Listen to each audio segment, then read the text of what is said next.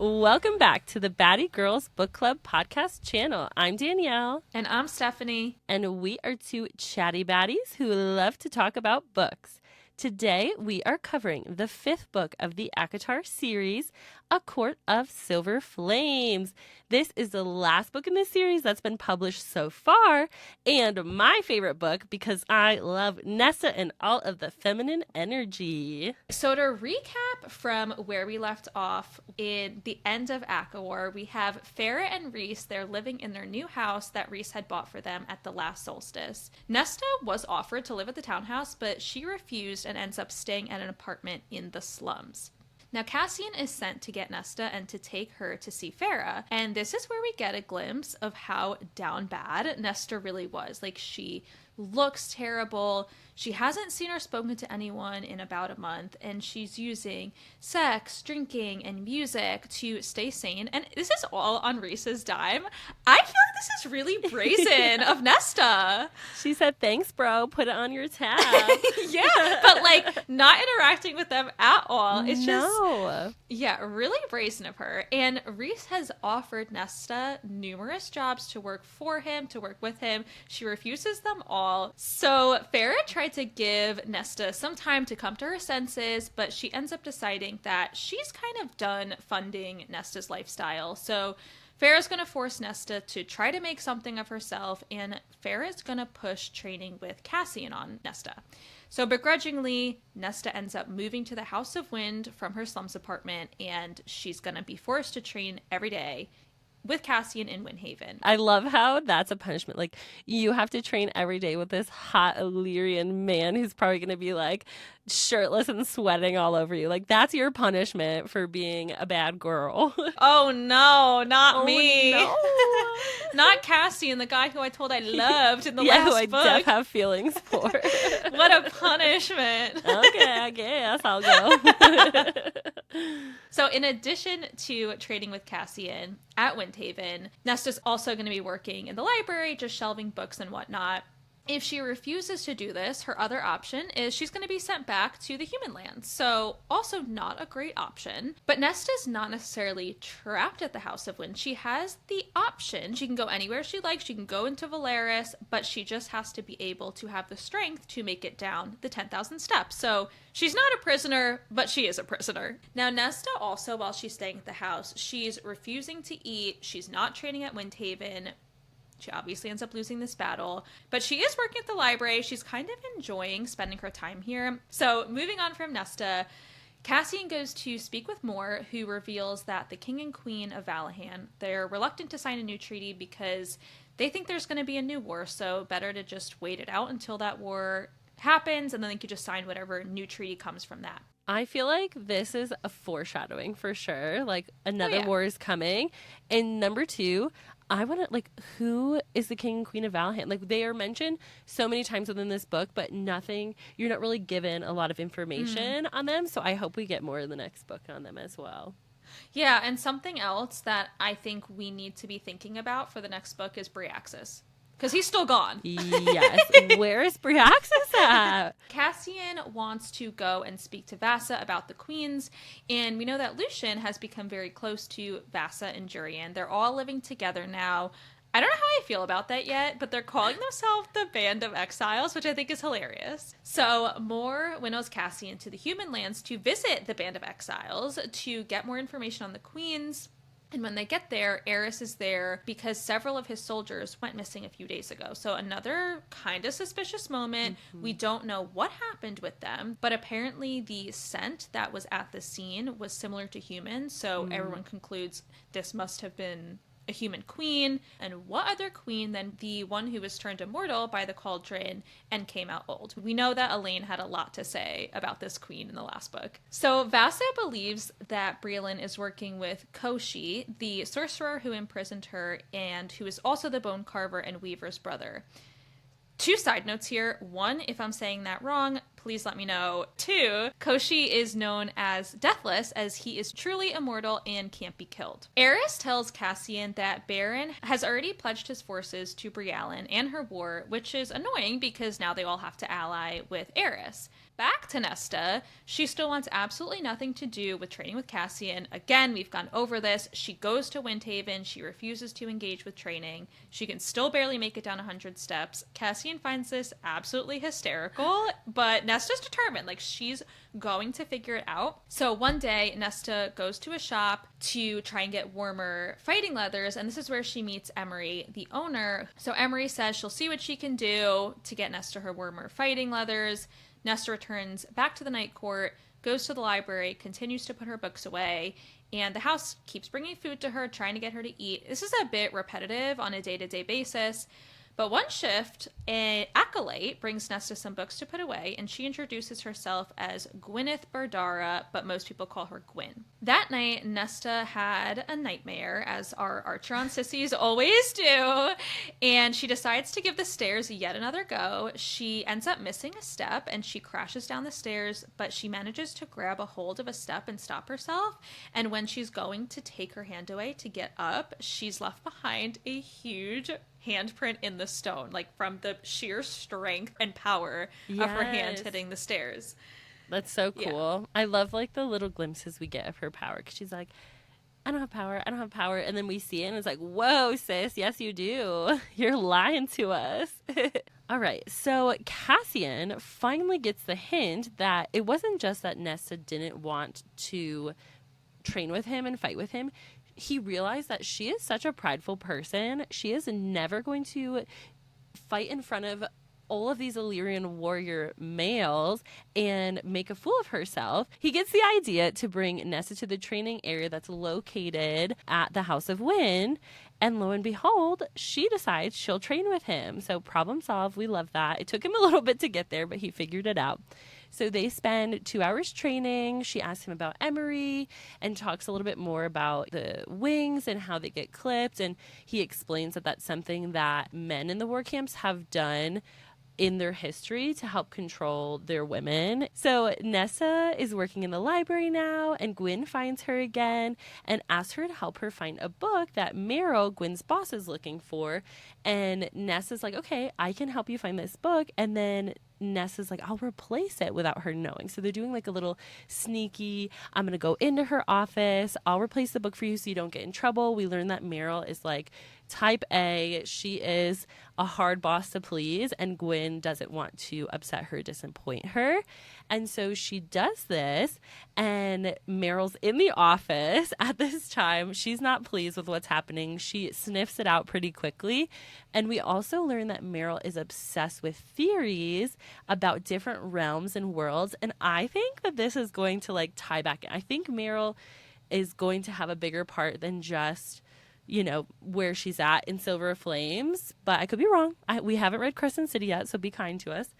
But she also is writing a comprehensive history of the Valkyries, which is a clan of badass female warriors that the war 500 years ago wiped out. She said, I've been to the year 3000. I love it. Okay, so now we're going to jump over to what's Cassian up to. Cassie and Rhys decide that they are going to meet up with Eris, and they choose the Spring Court as the place that they will meet because this is considered neutral ground to them. Eris thinks that they should go in and kill the Mortal Queens now. He's like, they're causing trouble. Let's get him out while we can. And Cassian's like, no, that'll just create more problems for us. Let's like think a little bit more about this. Eris thinks that his father wants a war because this could take out some of the Fae and leave their territories open to be claimed. And his father, we know, is power hungry. He wants control and to own as much land as he can. And he thinks that his father wants the Spring Court. What is happening at the Spring Court, you ask? Well, I'll tell you. Tam Tam isn't doing so hot, and he is spending all of his time in beast form. And he's just like leaving his manor in ruins. I just picture him like traipsing around his little beastie mode and just like pouting about and just like, I don't care about nothing or anyone or anything. They ask why Eris wants to be High Lord so badly. And he says it's for the same reason that he left Morgan untouched at the border.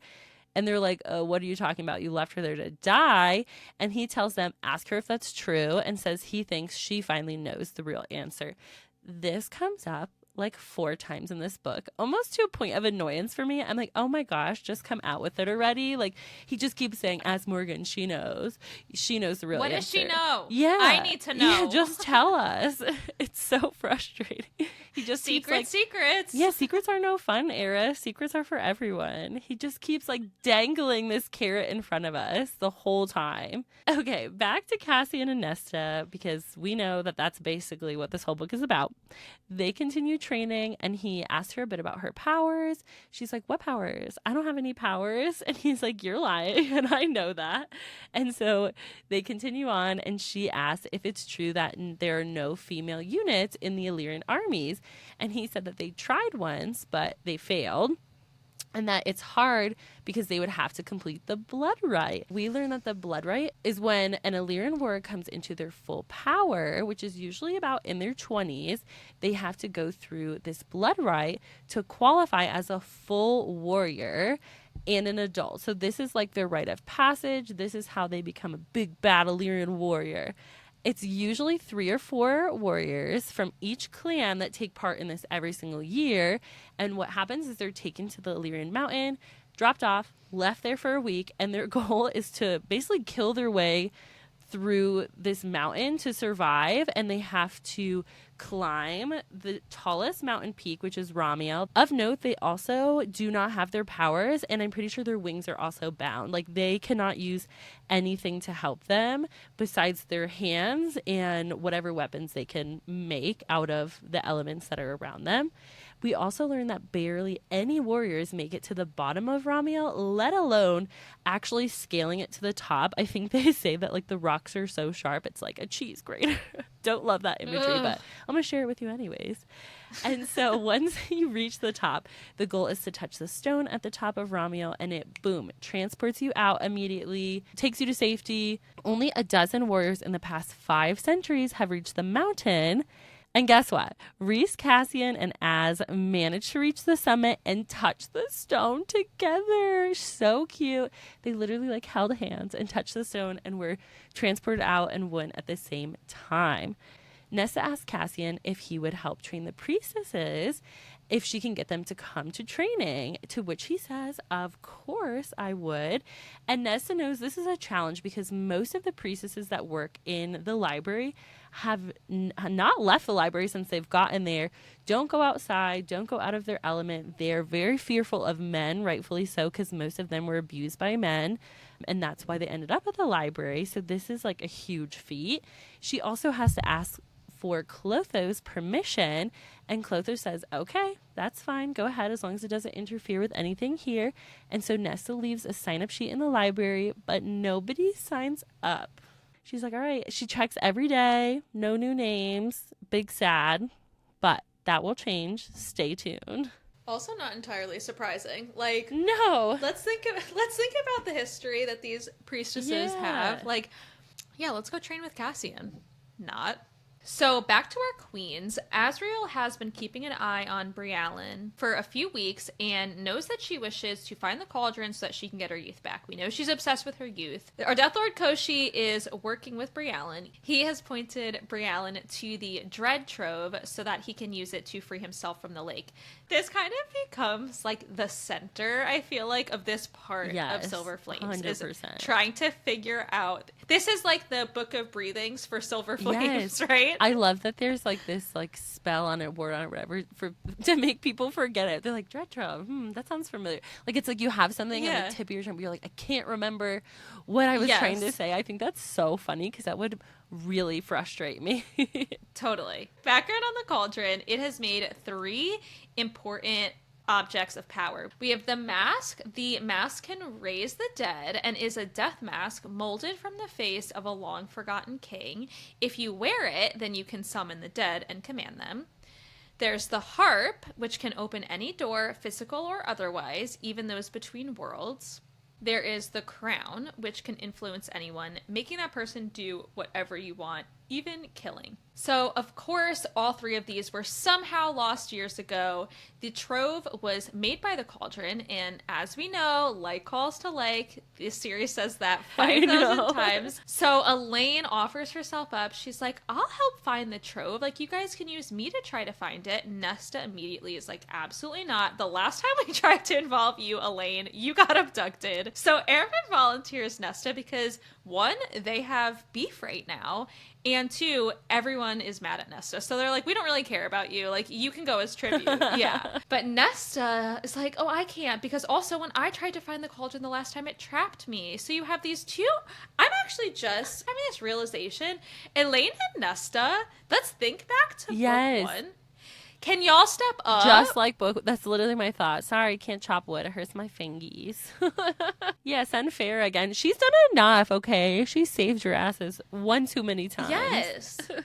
Yes. And that's exactly what Nesta does here. She's like, send Farrah. Like, let's just, like, she can handle it. But this is when we find out that Farrah's pregnant. And it's so interesting because we definitely got this foreshadowing at the end of Frost and Starlight where they're like, Reese and Farrah are going to try to have a baby. It's like, okay, we're pregnant.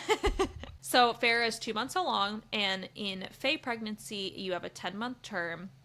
So trying to go through all the different people who Nesta accepts defeat, and she's like, fine, I'll go, because Elaine certainly isn't doing it. So now we have Cassian and Nesta. They're upping the ante with their romance. They've had 2 encounters now. Again, if you know, you know. What is the line that they say? Like, the debt is returned, yeah, the debt's been paid or something like that. The debt's been paid. Nesta, as she always does, she's stirring the pot. So she goes to the library. She's practicing her training. So Clotho is not happy with this. She calls Cassian down to try to get Nesta to stop. And when Cassian finds her, he sees Nesta doing every single thing he's tried to teach her, but she's doing it wrong. And she's doing it wrong on purpose.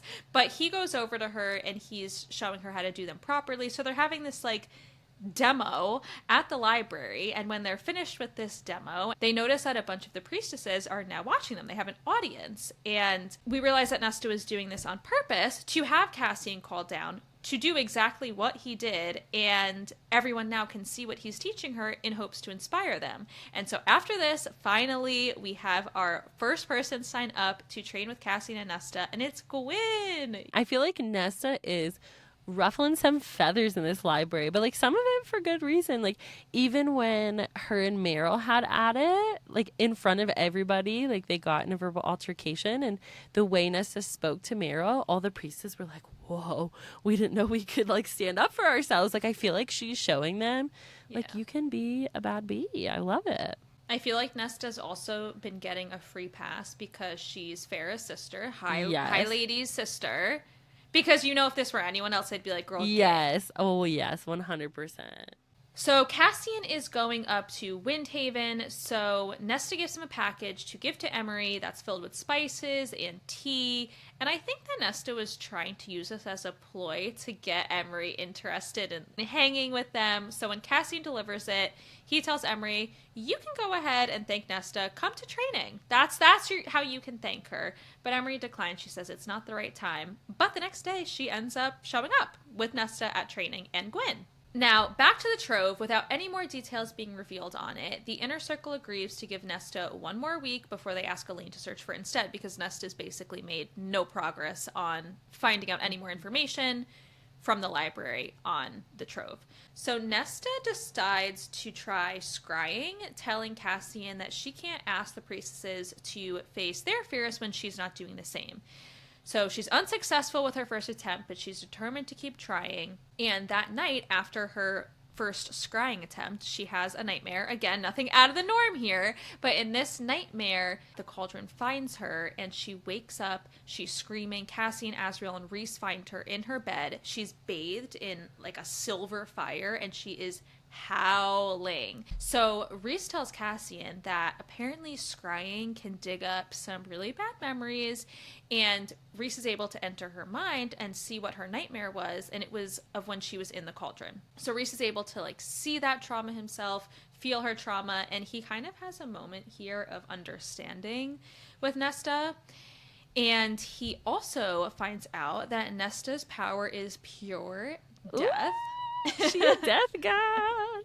So, okay, little bit of information there. We're pivoting back to pregnant Farah. We have Maja the healer who says that the baby has wings. This is not good. No one is able to tell Farah about this. Farah's understanding is that her labor is already going to be an elevated risk. That's the extent of what she knows about it.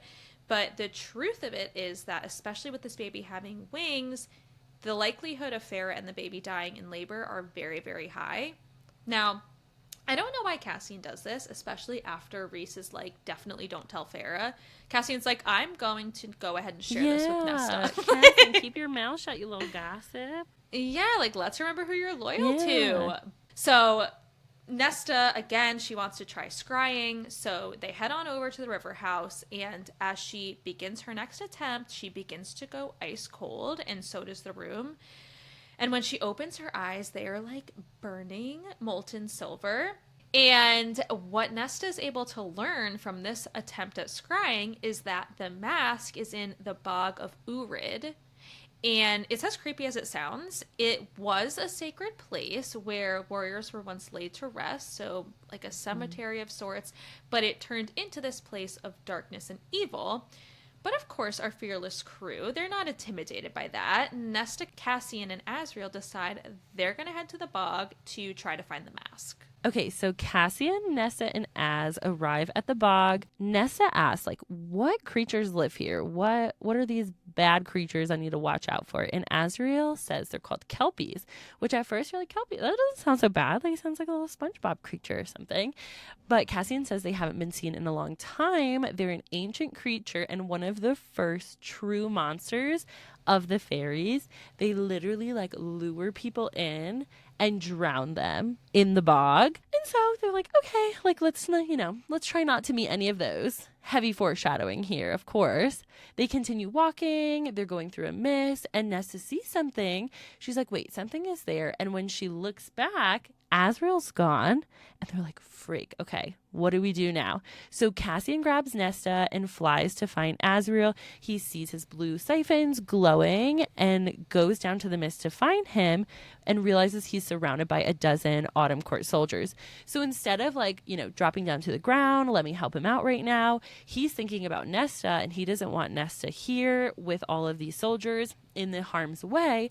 So he decides to fly Nesta away, which pisses Nesta off. She's like, let me help. Leave me here. Like, you're taking your time to fly me to safety, but your brother's in trouble. So he's like, no. I'm going to put you in this little tree on this like little island high up. You'll be okay. Stay here. Hold on tight. So Nesta tries to wait in the tree, but she gets worried. It's taken time. She's like, where the boys at? Are they okay? You know what? I'm going to go find them, as all, good story plots go.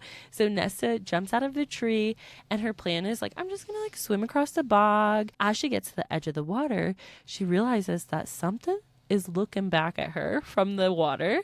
And it is whiter than bone with obsidian hair and black eyes and fingers as long as Nessa's forearms. And it is disgusting, crawling towards her. It's like smiling. It's talking in this different language that she's never heard. And she's like, well, shoot, that's a Kelpie if I ever saw one. And I'm in trouble. Poor girl piddles her little pants. Like, she is scared to the bones. Her fight or flight right now is neither. She's in freeze mode. She's just sitting there watching this happen. And she's like, I'm going to die. This is where I die. And so she does. No, I'm kidding. Story's over. So the Kelpie grabs her and drags her underwater. And Cassie and Azrael, at this point, they've killed the Autumn Court soldiers except for 2. They're keeping 2 to question, ransom. You know how it goes in this whole war game with them. And Cassian notes that the soldiers seem very vacant. Like, none of them were communicating with each other. They were just like robotic almost, like somebody else is controlling them. Interesting. So Cassian's like, okay, let's go get Nesta. And he goes to the tree. And of course, she's not there. Where's she at? So he follows her scent to the edge of the bog and realizes she's in the water. So while this is happening, the creature is dragging Nesta through the water. She grabs one of her daggers and she's finally like, all right, I guess I should fight back now. And she hits the creature with it. And it's like, whatever, I'm fine, I'm unfazed. And it grabs her chest and begins pushing her to the bottom of the water. At this point, too, she's like passing dead bodies. There's like all this stuff in the body. Like, it's not cute. This was not a fun scene to, think about.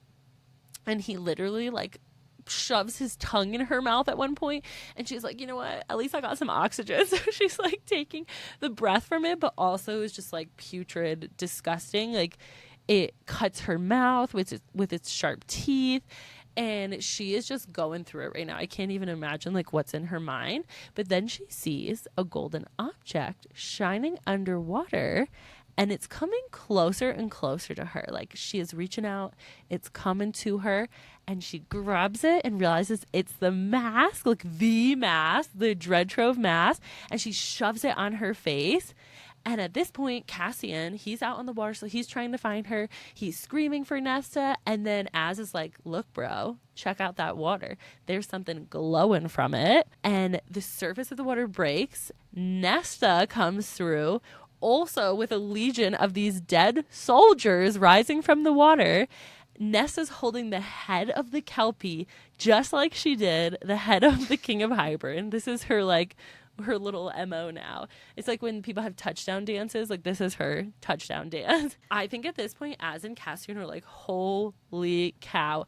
Her eyes behind the mask are burning that like silver flame, and she is otherworldly. They're like, she ain't fae, she ain't mortal. Like this, she is something else. And she finally takes the mask off. When she does, all the soldiers collapse, and so does Nesta. So after this happens, Cassian and Azrael bring the two Autumn soldiers to a place in the Court of Nightmares that's like so bad even Kier won't go in. And he like is running that stuff there. It has a hatch in the center of a circular room where the bodies of their enemies are literally fed to the beasts that live below. Azrael is trying to get answers from them while Cass, Reese, Farrah, and Amryn are watching. And Nessa, she's upstairs. She's going night-night. She's sleeping. She's in the palace above Hewn City. She's had a long day, Amryn says that they appear to be under an enchantment. So this is when they realize that somebody is definitely controlling them, but we want to find out who. We want to see what spells and wards. So they ask Helion to come because he is like the keeper of all the spells. He knows what's up. He can like untangle any ward or any enchantment. And so they ask him to come and see if he can break the spell on them so they can find out what happened. Okay, so now they go upstairs and Nesta's awake. She's sitting in the room with the mask, and they believe that Nesta has the ability with all of her powers and her connection to the cauldron to ward the room to keep the mask in so that others won't be able to get in and steal it. Okay, Brialyn, we see you. And Nesta's like, okay, I can try if you show me how to do it, but I don't want to know how to like undo it, because if Brialyn has the crown or Brialyn gets control of me or tortures me, I don't want her to know how to get in here to get this mask. So we love that. Our girl is thinking ahead. Back to the training ring. Gwen tells Nesta of a Valkyrie technique she found called mind stilling. So this to me in my head was like very similar to meditation, mindfulness. I really love that they brought this into practice, and they use it to train their minds and calm themselves during battles, after battles, before battles. Just a great way to kind of ground themselves. And Gwen says she will make copies of the chapters and give it to Emery and Nesta. So we can tell friendship is blooming. We love it. The girlies are looking out for each other. And at this point, more priestesses have shown up for training. So Cassian brings Azrael on to help. And Gwen and Nesta decide that they're going to practice those mind-stealing techniques in the library that day. Helion shows up from the day court on a Pegasus. Like, he, to me, is like that extra friend who just goes the extra mile for no reason other than himself and to look cool. He rides up on his Pegasus looking cool, and Reese and Farrah decide they're going to reveal to him that they are pregnant because they want to show him they trust him. They want their allies. They know that, like, even though the war is technically over, there's still so much threat at play for all of them right now, and they need as many allies as they can get. Helion goes and sees the soldiers, and he says they aren't enchanted, but their bodies and actions are absolutely not their own. He can't find any spells on them, and then they tell him about the Dread Trove and the fact that Brialyn must have the crown and must have used it on them. So the only trove item they need to find now is the harp, and they need to find it before Briallen does. She would only be that much more powerful with 2 items versus just having the 1 item. They ask him to help show Nesta how to word the mask. They decide that, yep, smart, we don't want Nesta to know how to, unword this, and that they'll show Rhys instead, and he can show Nesta if they ever need it. Nesta begins reading more books to help her learn about battles and leadership because she would like to learn how to lead a small unit of females like the priestesses who've been coming to training with her. So Cassian is called to see Rhys along with Amren and Azriel, and what Rhys says is that the blacksmith that Nesta and Cassian had seen earlier in the book when Nesta was going to try to hand make some of her own weapons, that same blacksmith stops by and had dropped off the 3 weapons that Nesta had helped make, and he said that they were cursed even though no one has been able to create a magic sword in more than 10,000 years. So Amren says that this new sword that is supposedly cursed can be treated as a new trove. So now we have a new addition. New trove, who dis? So now we have 4 troves? We have the mask, yeah, the harp, the crown, and now Nesta's magical sword. Now, if this is true that this sword is cursed, Cassian says that Nesta can theoretically create more and could give them this whole new arsenal of weapons where they can have one leg up in any war.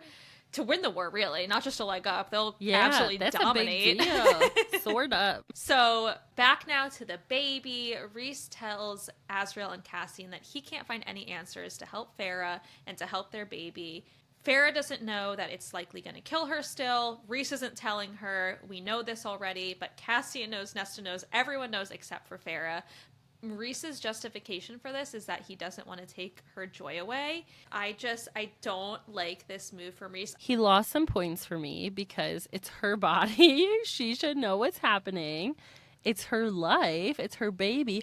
Also, if you think about it, like, Farah is a smart girl. She has figured things out along the way. She has literally saved their world at different points in time. So maybe she would appreciate knowing so she could help. Like, imagine getting to the point of your labor and being like, oh, by the way, you're probably going to die. And you had no idea. You had 9 months you could have been helping, looking for answers. Like, let her help you. You're partners. Well, Rhys doesn't like that. He ain't gonna tell her. He's not telling her yet. Now, inspired by Nesta's desire to lead the females, Cassian asks Gwyn to bring him all the information that she has on the Valkyries' fighting style and techniques. So Cassian asks Nesta what she would name a sword, but she's not going to answer because we don't know if this sword is cursed yet. We don't know if it has as much value as we think it does. But Nesta still doesn't know about this whole blacksmith thing. So in this conversation with Cassian is when Nesta finds out that there was this vote on whether she should know about the sword and the power it might hold or not. And this has Nesta seething. It doesn't take much to make Nesta seething. She's mad. But rightfully so. Again, we've got Farah now who doesn't know certain things about herself. We got Nesta who doesn't know certain things about herself. So Nesta's so mad that not only does she make it down the 10,000 steps, but she gets down those steps all the way to tell Farah that her labor will kill her. That part made me so mad. I love Nesta. I'm Team Nesta, but I was like, girl, that's the lowest blow right now. It's not your story to tell, you know? Yeah. So Rhys is now, he's also seething about this. So he's like, Cassian, just like get her the heck out of the city. So Cassian brings her somewhere to camp for the night. The two go off, they start hiking. They're trekking for days. They're barely talking at all. And eventually they make it to a lake. And I guess, I don't know if it was the dehydration or just the raw emotion, Nesta finally breaks down and she starts crying, saying she can't fix all the horrible things that she's done. She can't fix herself. And Cassian gets a little, like, a soft moment with her. He's like, you're gonna get through this, but you have to be willing to fight and embrace this. Yeah, so this definitely ends well for Cassian and Nesta in this scene. They spend 2 more days at the lake. They have a little rendezvous. They return. Once they return, Nesta asks if she can go to the evening service that the priestesses have because they have music there, and it kind of reminds Nesta of back when she was at the slums. Like, she used to go to that seedy tavern to go and listen to live music. So this is not that, but she really likes music. So she wants to go and enjoy the music at the evening service. So she attends the service, and while she's listening to them sing, she's like visualizing and meditating, and she sees herself following this dark path where there's a carved black rock with symbols etched into it. And lo and behold, she's able to see the golden harp, which starts speaking to her, telling her to play with it. Yeah, I think this is also, it was cool because they like alluded to the fact that she unknowingly scried, and she said that like the stones of the like sacred, the chapel that they were in, and her physical bones ended up being the stones and bones that showed her the way. And then she straight like passed out after that because she was overwhelmed. But I thought that was really cool. Like, she was not just daydreaming, like she was actually scrying, like using herself as part of the stones and bones. Yes, that's a good point. Cassian then goes to see Rhys with the news that Nesta believes that the harp is beneath the prison. And Rhys gives him this great sword that Nesta made. He says, bring this with you. They do. Nesta's leading the way to the prison, and she's showing Cassian the path that she saw when she was scrying. They eventually find the harp, but when she touches it, she has a vision with Briallen on her throne. Briallen's wearing the crown and finally begins talking to her. She tells Nesta that she's a fool for keeping hold of the harp, as the harp is answering to Briallen, answering all of her questions, and she now knows exactly where Nesta is. So Nesta had apparently opened a doorway between her and Briallen's mind by touching the harp, while Briallen wore the crown, right? We said before, the crown can open up different doorways that aren't just physical, so mental doorways. With this, Nesta can't really seem to let go of the harp. Like, she's almost paralyzed there with it, and it's talking to her, and it asks if it should open a door for her, and Nesta says yes. So Nesta asks the harp to open the wards and says it will if she plucks the first string, which she does. So when Nesta comes out of her harp trance, she tells Cassian what she saw, and she decides, oh, I've got the name for my sword. I'm going to call it ataraxia, which is a word she found in a book at the library. As Nesta and Cassian are leaving the prison, they notice that the door to Lanthus' cell is open. Now, Lanthus is one of the old gods that Cassian had warned Nesta about, and he's like, run, like, just go. Yeah. So she starts to, but she's like, just kidding. I changed my mind. I want to go stay with Cassian and try to help him. But as she makes that quick decision, she starts to see Autumn Court soldiers charging towards her, which were sent by Briallen, because again, Briallen was able to trace where Nesta was. And so Nesta draws her sword, Ataraxia, and she slashes Lanthus, and the sword starts like glowing, and Lanthus is freaked out by this, and he's like, what death goddess are you? He gets killed by Cassian and Nesta. They throw a dagger into his chest, and then they're able to use the harp to transport them back to Rhys and Farah's house before any damage can be done to them by the Autumn soldiers. Okay, so they get back to Rhys's and Farah's house, and they tell Farah and Rhys what happened. They explain that when she first touched the harp, she had a vision of what it was last used for, to trap people who once lived on the island into the walls of the prison somehow. Rhys wants to use Nesta to go after the crown. He wants to get it. He wants to control that. He doesn't want Briallen to have that power. So basically they want to use Nesta to like seduce Eris. Elaine had mentioned that Nesta has this ability when she dances and when she like performs, basically, that could make anyone like drop to their knees and want to propose to her. And so they want her to seduce Eris, and not to take him to bed, not like the whole 9 yards, but to show him like, this is what you could attain from an alliance with us. And Nesta agrees to it, which kind of surprised me. So Moore helps her practice. They learn all the dances. They get ready for winter solstice. And winter solstice is also being used as the big pregnancy announcement. Reese gifts Eris the dagger that Nesta made, but pretends it's an old family heirloom. That was an interesting move, I think, on his part. I think they're really trying to gain his alliance, but also they're trying not to tell him too much too. So they're like keeping him at arm's length in a sense. So Eris and Nesta dance, and Nesta is like the freaking star of the show. Everyone's watching. She's doing spin after spin after spin, and she is crushing it. All the while, Cassian is sitting back and like seething. He is so jealous that Nesta is dancing with Eris. Nesta did what she came to do because Eris walks over to Reese and he's like, hey, what do you want in exchange for Nesta? Because I want to make her mine.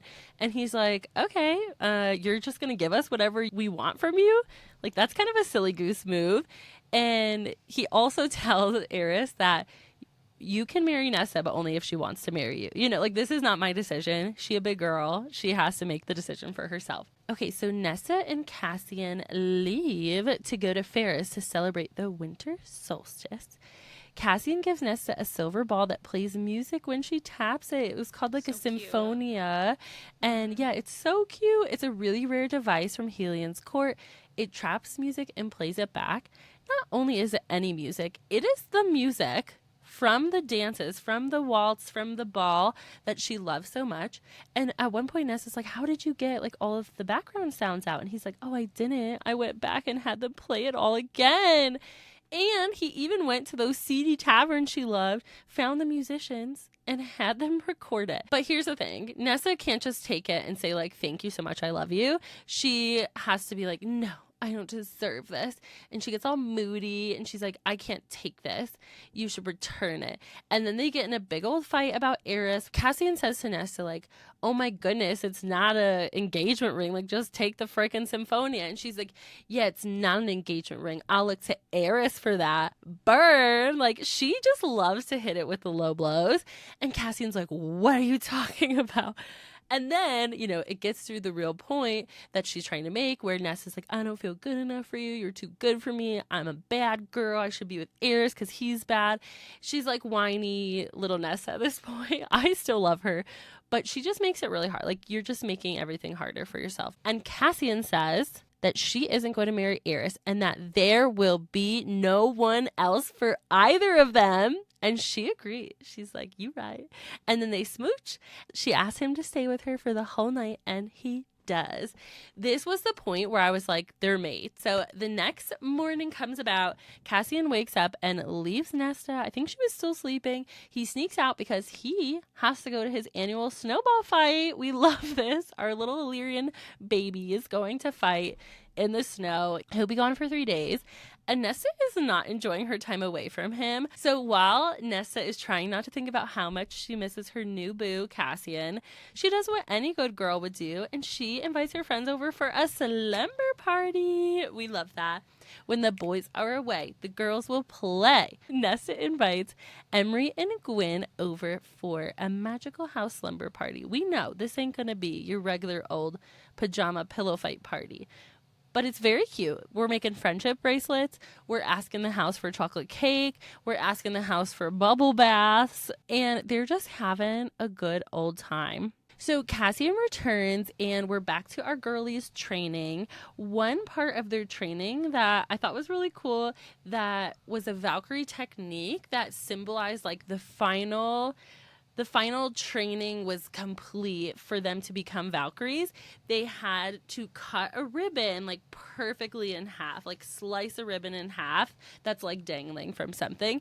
And they've tried many, many, many times and were unable to do it. So this day, Gwyn finally cuts the ribbon, and then Emery, and then Nesta. Hello, Valkyrie ladies are in the house. The next day, Cassian decides to turn the training ring into an obstacle course, and he has his reasonings for it, but the girls don't know this yet. So on the first day, they're all teamed up, of course, in teams of 3, which is perfect because we have Nesta, Emery, and Gwyn, and they make it halfway through the course in the time allotment that they're given. By the next day they show up, the whole course has changed, and they're like, are you kidding me? And so they basically have to start all over again. And this takes them 2 months to finally complete the obstacle course.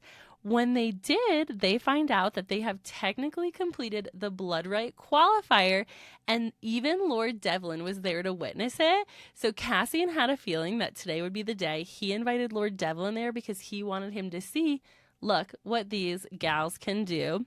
So now they are welcome to take part in the blood right if they want to. I thought that was cheeky of Cassian. I like that. So Nesta and Cassian are off to the Starfall party, and at this party, Nesta also apologizes to Amren for everything she's done. She misses her friendship. Nesta is turning around. I feel like we're having a comeback finally. Like, she's on the 12-step plan here, and she's making her amends to Amren. And Amren says that she's seen what Nesta did at the house. This house, like, to them has never been sentient before, but she says that Nesta made it. Like, she created this friendship with the house because she wished for a friend, and she just, like, I love the relationship she has with this house because I love anything magical like that, but I love that it's kind of like symbiotic. Like, she's like, oh, you should read this romance, and the house is like, no, read this, you know. It's just, and the house is like, she says it's like a nagging friend, but it's a friend that has her best interest. It's not a friend that's just like a yes girl, like, yes, I'll get you whatever you want. It's like, no, you need to do this because this is, you need to eat, you need to stop drinking. Like, it's the tough love friend that Nesta needed. Keeping her in check. She needed that. All right, so now the blood rite is a few days away. Nesta and Cassian receive a letter from Eris demanding to see them and meet them in the middle near the sacred mountain that Rhys was once trapped under. Nesta's like, what is the deal with this mountain? Why is it sacred? Why do we care? They talk a bit more about the three sister peaks. And this part, I was like, is this a little foreshadowing? 2 of the 3 have underground palaces carved into them. But Illyrians just never checked to see what was underneath Ramiel. AKA, I'm sure there's something under there, and hopefully we'll find out eventually. Eris reveals at this little meeting that his father visited the continent again, and he thinks, like, Fallout is fast approaching, it's coming. And Eris mentions that all they're really waiting for is for Nesta to find the harp, and Nesta gives a look like, he doesn't know. And Eris puts it together. He's like, what do you mean? You've had it this whole time? So now Eris is a little sus. He's like, why has no one told me this? And so he warns them not to go after the crown and says that if they do, Briallen can use it against them once they're within range for her to be able to control them and turn them against each other and have them reveal where the other 2 items are.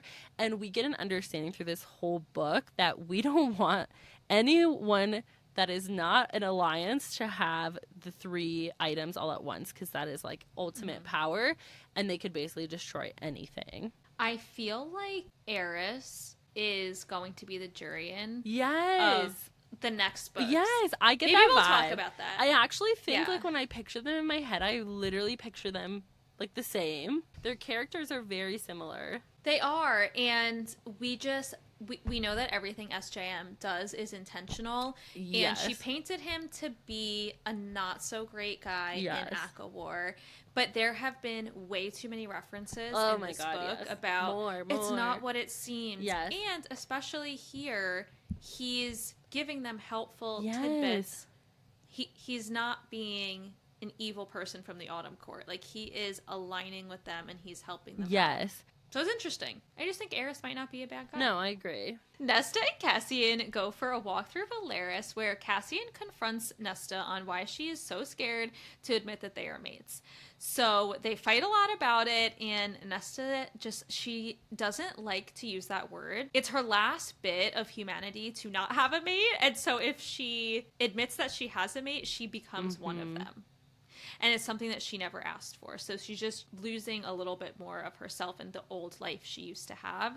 And Cassian's like, well, babe, I didn't have a chance of being shackled to you either. And that obviously hurts Nesta, but like, as if you haven't said so much worse, Nesta. Yes. So she demands that he leaves and not to speak to her until she comes to him or until a week has passed. And they make a bargain out of this. This isn't just her asking, like, please leave. She calls in her favor from earlier in the book. She makes a bargain out of it. So Cassian wants to fight her on it, but he can't, and so he has to leave.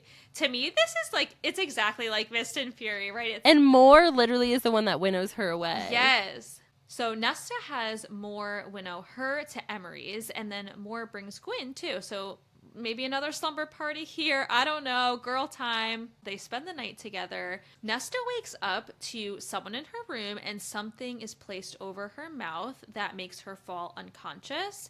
And surprise, this is Devlin. So the law of the Blood Right is that anyone who pulls a warrior from participating will be hunted down and will also be executed along with the warrior they removed. So no one wins, because if you try to get someone out, you're both dead. So when they're all taken in the middle of the night, they all wake up on the mountain in separate locations. So it's not even like they all wake up and they're together and they can fight through this together. So Nesta wakes up, she's alone, she knows she's not with Gwyn, she's not with Emery. She comes across another male fae who's awake, and they both immediately see a dagger in a tree. Now, let's also remember that Blood Right is typically no powers, no magic, no weapons, nothing. But we can see that weapons have been planted in. So they both see this dagger in a tree, but Nesta's able to outrun this other male fae. So she grabs it, she kills him immediately. She's not playing any game. She's not trying to get to know anyone, no allies here. Once the male fae is dead, she takes his clothes, because she's still in her nightgown. So now she's got on, like, male fae clothes, his boots that are probably way too big on her, and she goes looking for Gwyn and Emery. So this charm bracelet that they had made from their sleepover a few nights before, I don't know if she had the foresight to this, but this charm bracelet it's like an indicator of if they're close, and it'll glow if they're near. Yes, remember at the sleepover, she like blessed it in a way. Like they were talking about how they're going to bless it, and she said something like, may we always be able to find each other. And, like, that was Nesta. Like, she fully imbued them. I was like, oh! Very interesting. So she has her bracelet on. She's trying to locate Gwyn and Emery. It's starting to glow. We don't know for which one. But while she's going to look for them, someone fires an arrow at Nesta. It's another Illyrian, and they order Nesta to hand over her weapons. She asks if they had seen another female, and he says he did. By the description that they use, it's obvious that it was Emery that they had seen.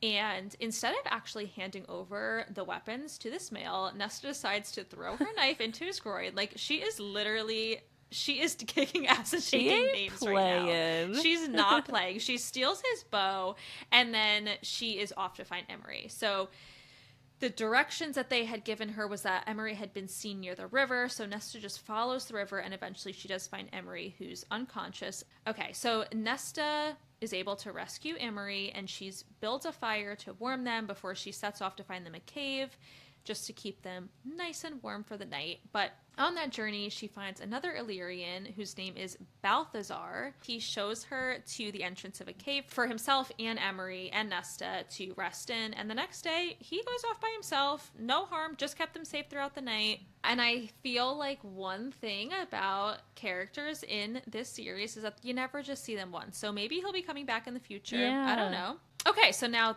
the girls are back together. They're safe. They made it throughout the night. Now it's time for them to find Gwyn. So Nesta and Emery, they stumble upon a camp full of males, and they find Gwyn's nightgown, which is not something that they want to see because it's not on Gwyn. It's hanging up. But their bracelets are going off. They're glowing. Gwyn is near. And they realize that the nightgown is a trap. And Emery is now grabbed by two warriors. And then her and Nesta are taken into that mini camp, where the leader is Bellius, Emery's cousin. Bellius is gross. It just sounds... hate Bellius. Yeah. Bellius, he's the loser who is responsible for the weapons being in the Blood Right, and Nesta believes that he's under the control of the Crown, aka Briallen. Now, in perfect timing, a creature finds the camp and attacks a lot of the warriors when magically Gwyn appears, and the three are able to fight their way out. The next day, Nesta, Gwyn, and Emery, they continue their adventure through the Blood Right. And as they're trekking along, they can see others kind of gaining on them. And there's 7 of them, and one of these losers is Bellius. We hate that he's even still alive. Hate Bellius. Hate that he's following them. He definitely is not going the peaceful route of like, no, we can all make it together. Like, Bellius is out to kill. Yeah, he's out for blood. Yeah, so Nesta is trying to hold them off and going to allow Amory and Gwyn to make the climb on their own. And as expected, Bellius sends his warriors through the pass first, but Nesta is just like slashing them one by one. She's killing them left and right, and Bellius is the only one left.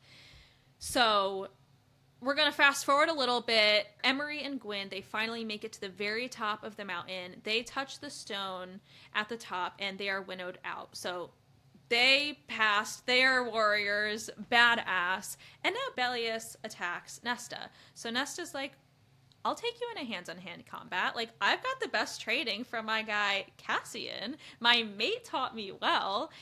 And so as they're duking it out, at the same time, we're reminded of Eris's ominous warning from before. Eris has been captured and he was taken to Briallen. So Azriel and Cassian have to go to get him back. And they learn that Eris was dragged to the Queen's Castle 2 nights ago, and he's going to be taken somewhere else very soon. So Cassian and Azriel are going to go. They're going to stake them out and follow them once they leave. When they get there and they see them leaving, they see Eris riding on a horse with the queen, and he has Nesta's dagger. So they assume that he's not under the crown's control, not under Briallen's control, and they believe that he has betrayed them, which is exactly what we expected Eris to do. Mm-hmm. But the two of them, they follow Eris and Briallen. They don't know where they are, but it kind of reminds them a little bit of the middle. And they end up at a small lake. And Eris sneaks up on Cassian and begins like talking absolute nonsense. But he refers to Mor as Morrigan. And then they have this moment of like, oh yeah, he's definitely under the queen's control. So now this voice speaks from a lake that reveals himself to be Koshi. We know from the beginning of the book, this is exactly what Koshi wanted. Koshi's like, I'm just trying to get out of this lake. And like, great, I've lured you here. This is awesome. This is my time to shine. So Azriel asks Koshi where Briallen is, but Koshi doesn't say. So Azriel tells Cassian to run as Azriel immediately grabs Eris and takes off, but Cassian is like frozen in place when Briallen comes out from behind a tree and she's wearing her crown, and she tells Koshi to winnow them. Where, you ask? The blood rite! Back to the blood rite.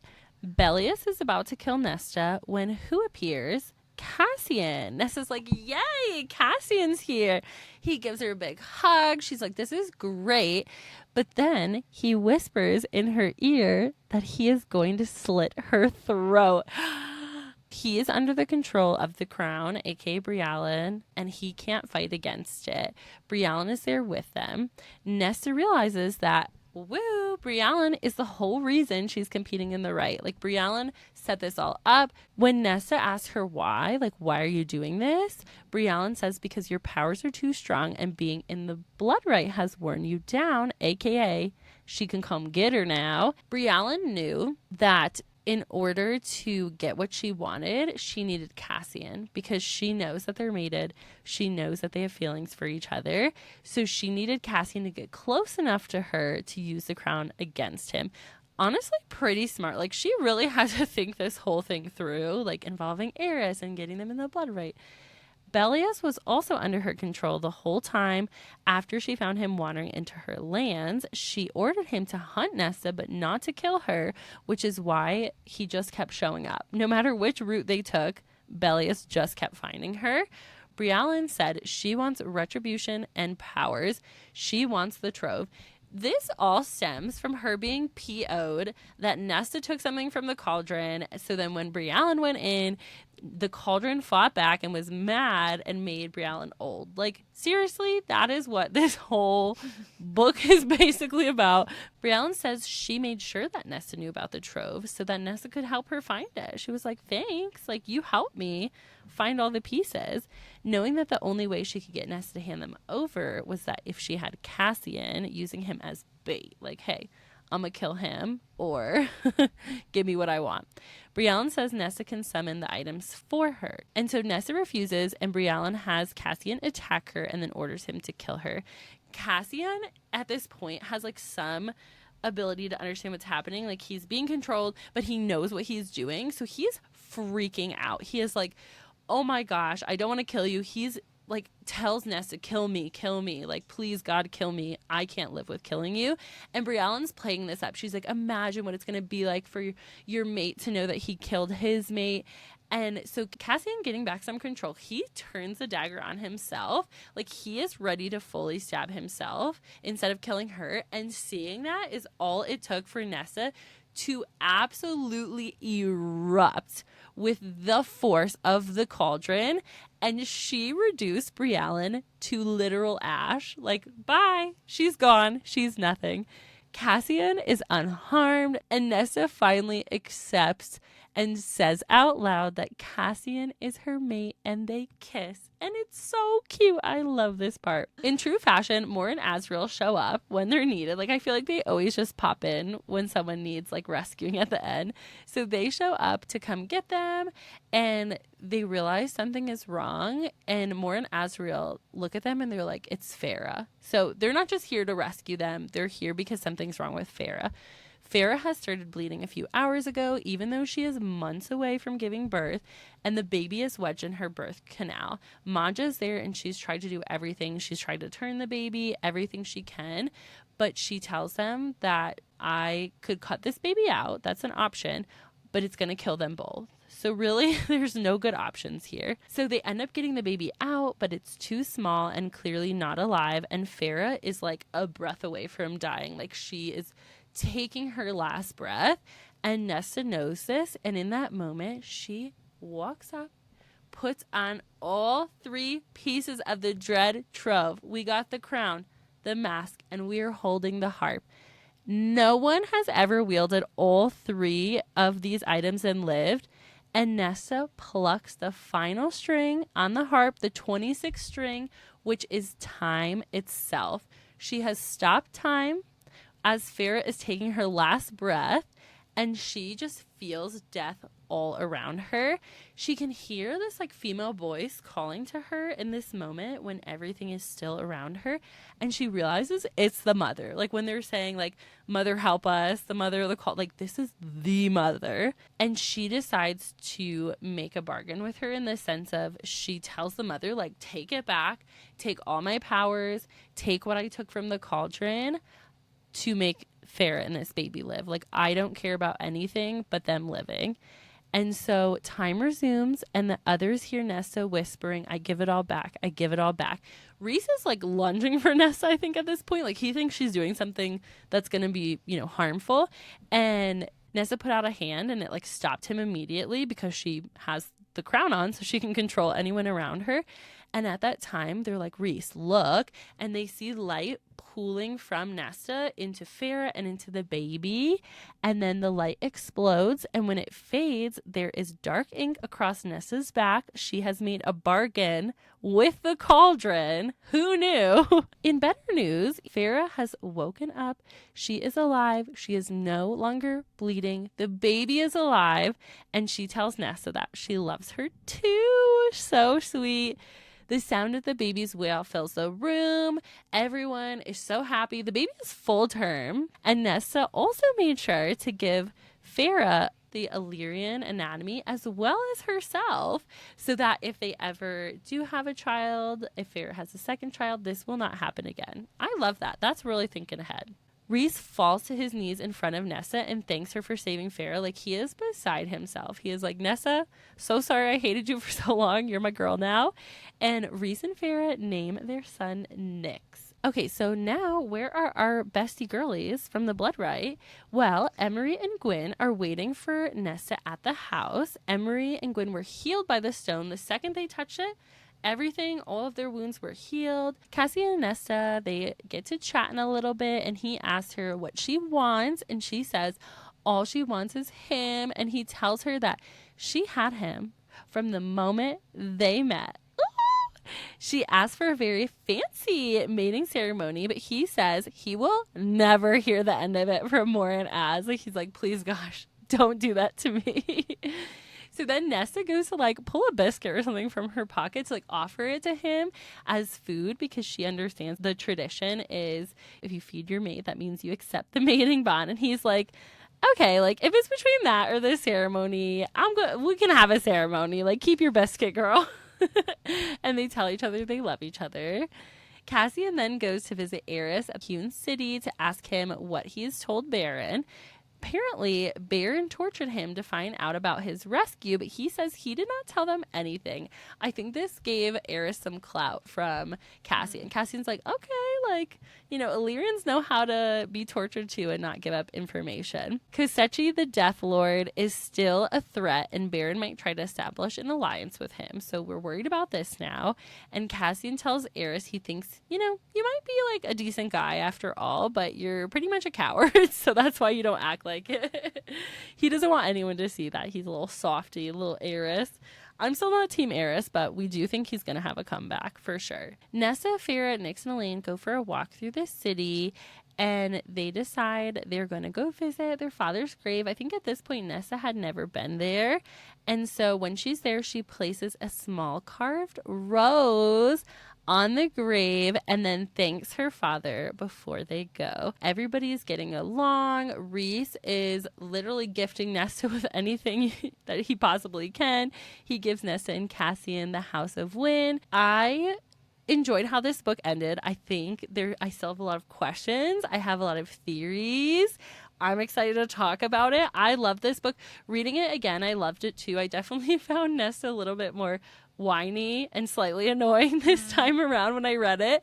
But I think for me, the blood right and everything about the Valkyrie and the friendship in this book was like top notch for me. It really gave me the warm fuzzies. I agree. I will say I found Nesta in all of the other books to be pretty intolerable. And I don't even want to say that I like full circle love Nesta, but she redeemed herself a lot for me in the last quarter of the book. And I also like that Sarah J. Maas really like dug into mental health a bit in this book. Like we really saw when we saw what Nessa was going through, like she was obviously depressed. She was probably abusing alcohol, it seemed like, and she really like fought her way through that and used like the friendships around her to do that, and like the mind stealing techniques. Like I love that she brought that into this. That's a wrap on our summary of the book, but let's chat about our theories, our predictions. This isn't going to be a full-on episode. We have an episode already if you're interested in listening to that. It was our second episode right after we read the first book of the series, ACOTAR, where we talk theories, and it does pull in some theories from throughout the whole series. So, you know, we didn't want to bring those exact theories up again, but I have to mention, after reading this book again, Silver Flame specifically, the amount of times it was alluded that Nesta is a queen, like a queen, will be a queen, basically, at least 3 to 4 times. Like, it was so glaring to me that if Sarah J. Maas does not make Nesta queen of something, I'll lose it. I will lose it. And multiple people mentioning it. I think Eris mentioned it. Cassian mentioned it. Farah's mentioned it. Like, everybody has mentioned Nesta, queen, stillness of a queen, the grace of a queen, queen on her throne, the eyes of a queen with her crown. Like, totally. Yes, okay, we get it. Totally. We have not gotten into Crescent City. We have not read it. So please don't spoil anything if any of this comes back into play. But I could not stop thinking about that. Another thing that I hope that comes to fruition, especially thinking about if there's future wars with all of this Valkyrie training, is I think Nesta is going to lead a group of Valkyrie ladies, Valkyrie warriors, and I think they're going to be badass lady warriors. Yeah, I feel like this is already kind of in the making, right? I think Meryl could have a really big hand in this. We've got Gwyn and Emery now on board. We have some other priestesses that are interested in training, and I could see this being like one of their new troops that go to freaking battle. Yes, and even like Nesta saying that she wanted to learn, like she was reading that book of Cassian's about like war strategy, and she wanted to learn like how to lead a group. I'm like, that's so cool. I could so see that happening. And speaking of Emery, I brought this up to Steph already, but I need to bring this up to everybody because I caught it on the second time reading this book. I think Mor and Emery are going to have a little something. So it was a point where Emery mentioned it twice. She said something about how like, oh, Mor never comes to Windhaven anymore, meaning that she's noticed her before. And then she mentions how beautiful she is. I think like Moore was in the library and she's like, wow, she's so beautiful. And it's mentioned in the book that her like cheeks get rosy or blush. So I'm like, ooh, she's blushing. I think she might like her. I'm here for it. I love it. I hope this happens. So I saw another TikTok that also made me incredibly depressed, and I don't think I sent it to you, but it was someone saying how let's remember we have everyone in the inner circles alive right now and the series is unfinished, so like make your predictions who's going. And I'm like, okay, well, I don't want anyone to die, but if I had to pick someone to leave the circle or someone to be turned evil, I would guess more Amryn. I feel like we already got our glimpse of like, ooh, yes. is she against us or for us? I feel like something suspicious could be going on with Moore. She is MIA a lot. Yes. I hate it. But she's only MIA towards, I think it's in Wings and Ruin, Frost and Starlight, and in this book, she's there when she needs to be there.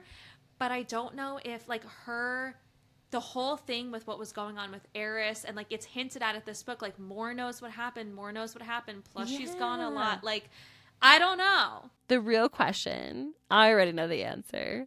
Faysand or Nessian? I love that we both have very different opinions on this because it's what makes us friends and what gives us different opinions. I'm a Faysand girl through and through, like hard body. I feel like it's actually one of the reasons I feel like you're either someone who Silver Flames is your top book or Mist and Fury is your top book.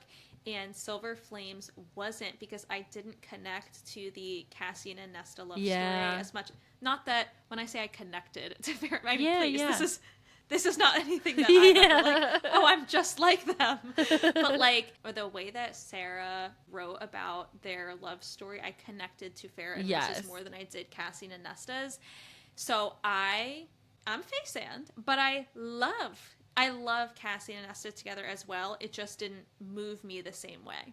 See, I also love Faysand for sure. Like, obviously, that was the whole premise of the first couple books. I like that Nessian, it took longer to get there. I like that we didn't know off the bat that they were made. Like, it wasn't as soon, which, you know, it took a little bit with Faysand as well, but it was a little bit quicker. I feel like Rhys definitely was going through it a little bit mentally. Like, he had some things, and same with Farrah.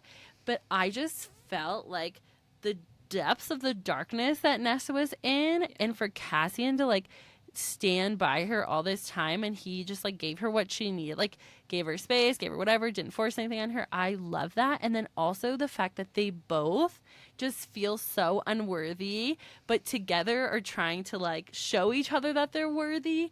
And I feel like they've just grown so much, especially Nesta, like by themselves and together. Like, they have a very, it doesn't seem very codependent. They're very independent people on their own in their growth, and then they come together and it's like, wow. And I love, obviously the spice was like just ridiculous in the last book, but I think they were trying to just be like, oh, we're just like friends with benefits basically, but it was obviously way more than that.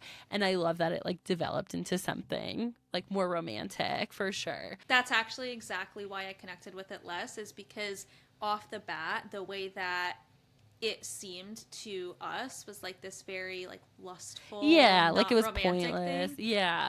And I didn't really, when I was reading that, I wasn't like, I'm really rooting for this. Like, and I also think there are so many women who I've seen post like hating Nesta until I realized in Silver Flames that I am Nesta. Really, so many people were saying that. I just didn't connect with her character the same, and so I think that was for me the like, oh, I'm not really feeling that. Like, she frustrated me for a good chunk of this series, and so it's not that you're not rooting for her. No, I love it. I think I've related to her in some ways, and then also I've definitely been in places where I've like made my life harder than it needed to be, because I was like, no, like, you're too good for me, or not, you know, like not having that like self-awareness built up as much. And by the end, like, she finds that through her friends, through her training. Like, she finds her own strength. She's not just using Cassian to like value her worth or to like show her worth. And I love that. Like, she gets herself out of it, and then also has this person who's been there the whole time, who's loved her the whole time, but like given her the space to figure it out. I'm like, I just love it. I love it so much. Okay, rank me the 5 books in order of how much you love them. Okay, Mist and Fury number 1. Yeah. I'm gonna go a little crazy. Number 2 was ACOTAR.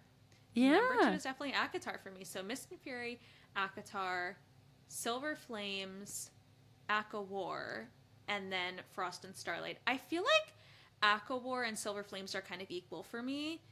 I found that ACOWAR, the last 300 pages, for me were pretty battle heavy is how I've been describing it to people. And if you're someone who really engages with that type of plot, I'm sure ACOWAR is like your favorite book. I like it, but I for any type of plot, I don't like anything going on for that long where there's not like breaks in the plot. And Frost and Starlight being the last one, I also feel like it's not me saying I didn't like it because I thought it was so cute. It's so easy to put it last. It's a novella. Exactly. Exactly. I didn't think any of these books were bad. I would say Mist and Fury was the first, my favorite, and then all of the other ones were second, basically. There was no third or third. And not much happened in Frost and Starlight, so I feel like that was easy, too. So mine, of course, was Silver Flames, love, love, love. ACOMAF was probably my second, because there was just so many twists and turns, and, like, I did not see that coming. Then ACOWAR probably for me, because I like the battle action. It gets me, like, I keep wanting to read to see what happens. Then ACOTAR, which I still really love that book. Like, it just was a little bit harder to get into. And then A Court of Frost and Starlight for sure. In case that anyone listening isn't aware, there are bonus chapters for these books that are posted online.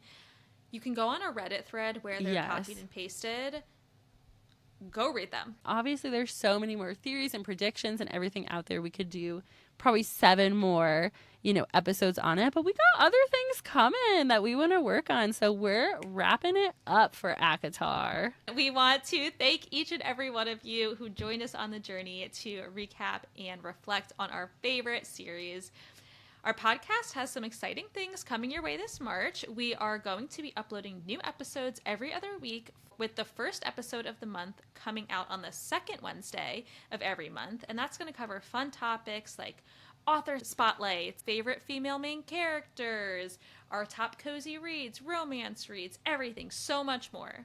And the second episode will be uploaded on the last Wednesday of the month, where we will have Batty Girl Book Club. Yes, you heard that right. So you all have the opportunity to read our book club book with us during the month, and then tune in to hear our thoughts, theories, recaps, and reviews during that last episode of every month. If you like what we have to say and want to hear more, please leave us a review and hit that follow button on Apple Podcasts, Spotify, and subscribe to our YouTube channel at Batty Girls Book Club so that you never miss an episode. And don't forget to go find us on Instagram so you can be a part of the Batty Girls first book club this March. And remember, stay batty.